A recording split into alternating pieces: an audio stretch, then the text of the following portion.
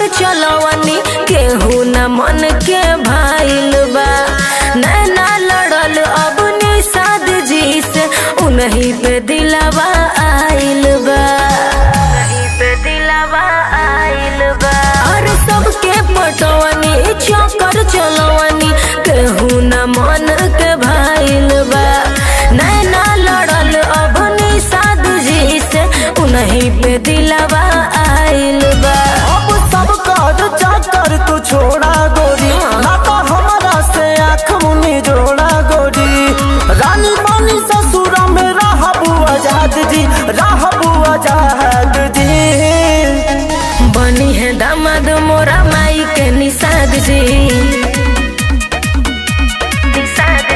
उहेली है हमारा जवानी के सवाद जी।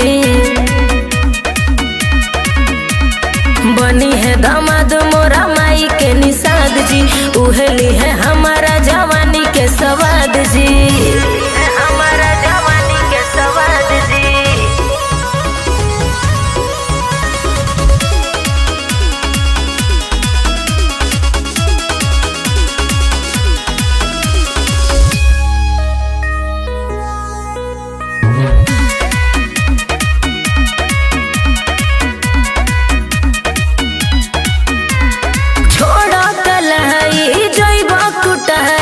बोलो न बड़ बोली हो भाई हमार हवे गुंडा यहाँ के सीना में मार दे गोली हो।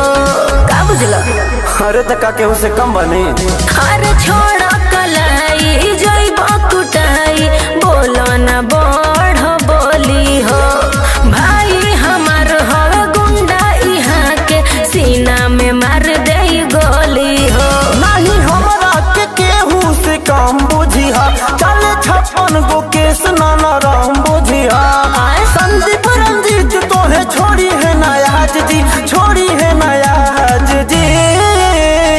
बनी है दामाद मोरा माई के निषाद जी,